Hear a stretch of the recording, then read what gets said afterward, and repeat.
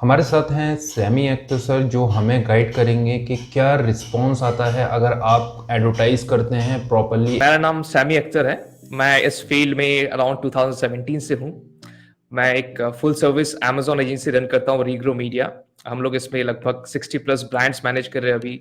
Around हम लोग का टीम साइज 35 प्लस है। हम लोग कोलकाता से मैनेज कर रहे हैं, लेकिन पूरा वर्चुअली ऑपरेट हो रहा है। मैं यहाँ पे कुछ ऐसे चीजें शो करूंगा जो आप लोगों को बहुत हेल्पफुल होगा, क्योंकि यहाँ पे आप देख सकते हैं क्या प्रॉब्लम हम लोगों ने फेस किया, उसको कैसे सॉल्व किया।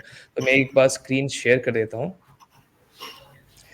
तो सबसे ज्यादा प्रॉब्लम जो आता है सेलर्स का, वो ये नहीं समझ पाते कि कितने सारे कीवर्ड्स के लिए वो रैंक्ड है। यहाँ पे मैं दो एग्जांपल शो करता हूँ आप लोगों को। यहाँ पे देखिए, एक है क्लाइंट वन का एग्जांपल, दूसरा है क्लाइंट टू का एग्जांपल। क्लाइंट वन का आप देखेंगे यहाँ पे, ये हम लोगों ने जो डेटा निकाला है, ये एक टूल की मदद से निकाला है। कोई भी टूल आप यूज कर सकते हैं, जहां पे आपको मिल जाएगा कि टोटल कितने कीवर्ड्स के लिए आपका प्रोडक्ट रैंक हो रहा है, उसमें से कितने कीवर्ड्स। जैसे यहाँ पे स्पॉन्सर्ड कीवर्ड्स। स्पॉन्सर्ड कीवर्ड्स मतलब ये जो क्लाइंट है, ये लगभग 1100 कीवर्ड्स के लिए एड रन कर रहे हैं।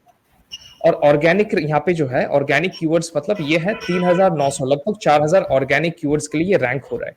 तो यहाँ पे अगर आप देखेंगे, इनका लगभग ऑर्गेनिक रैंक 4 टाइम्स है। 4 टाइम्स है उनका स्पॉन्सर्ड कीवर्ड से, जो कि बहुत अच्छा होता है। यहाँ पे अगर मैं आपको दिखाऊं क्लाइंट टू का, क्लाइंट टू का जो प्रोडक्ट है ये बिल्कुल नया है, अभी लगभग 4-5 रिव्यूज है इनके पास, और बिल्कुल नया है।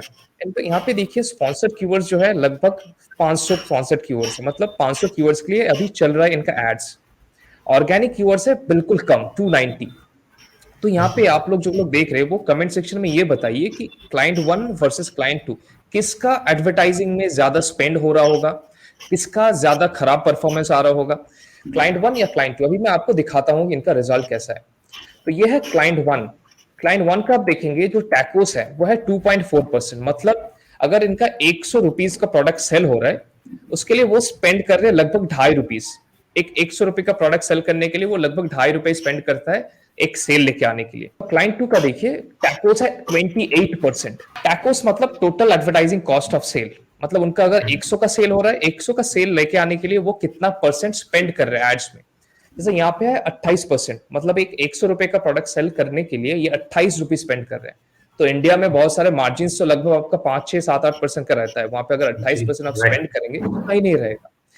तो ये क्यों प्रॉब्लम आ रहा है? क्योंकि यहाँ पे देखिए, इनका ऑर्गेनिक कीवर्ड्स बहुत कम है। कोई भी ए साइन या प्रोडक्ट को हम लोग बोलते हैं वो मैच्योर हो चुका है।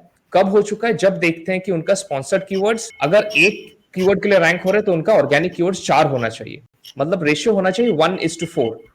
और एक मैच्योर प्रोडक्ट का रैंक होना चाहिए ऑर्गेनिक कीवर्ड्स के लिए मिनिमम 2500 से 3000, जैसे लास्ट प्रोडक्ट का था, और उससे इंप्रूव आता है बहुत ज्यादा रैंकिंग में।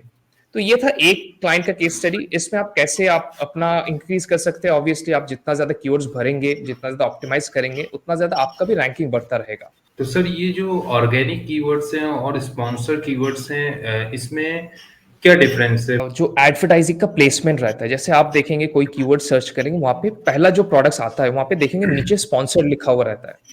जी। स्पॉन्सर लिखा हुआ है मतलब उसके लिए जो सेलर है वो पे कर रहा है, पे करके अपना प्रोडक्ट शो कर रहा है। और उसके नीचे देखेंगे जिसमें स्पॉन्सर लिखा हुआ नहीं रहता है, वो पे नहीं कर रहे, वो ऑर्गेनिकली वहां पे है। ऑर्गेनिकली क्यों है? क्योंकि अमेजोन को लगता है कि ये प्रोडक्ट बिल्कुल रेलिवेंट है यहाँ पे मौजूद होने के लिए, क्योंकि इनको पहले सेल मिला होगा बहुत ज्यादा इस कीवर्ड के लिए, इसलिए अमेजोन वहां पे शो कर रहे हैं। अभी ऑर्गेनिक कीवर्ड में स्पॉन्सर्ड जो ऐड होता है वो बहुत ज्यादा डिपेंड करता है। क्यों? क्योंकि इनिशियली अमेजोन को पता नहीं रहता है कि आपका कौन सा कीवर्ड के लिए प्रोडक्ट को कस्टमर सर्च कर सकते हैं।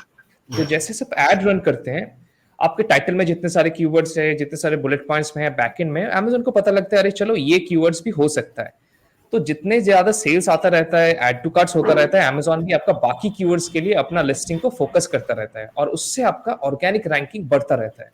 एक कीवर्ड के लिए हुआ, अभी दूसरा सेल आया, दूसरा कीवर्ड के लिए आया सेल, उस कीवर्ड्स के अगर कोई और कीवर्ड भी आसपास है, लिंक्ड है, उसको भी थोड़ा बहुत रैंकिंग का जूस मिलता है, और वो भी ऑर्गेनिकली रैंक होना स्टार्ट हो जाता है। जब भी हम कोई भी प्रोडक्ट स्पॉन्सर करते हैं अमेजोन पे तो हमें सेल्स कितनी जनरेट हुई है अगेंस्ट ये हमने कितना अमाउंट पे करा है। मैं यहाँ पे कुछ केस स्टडी शो करता हूँ, सेल्स कितना हो सकता है, उसमें कितना स्पेंड होता है।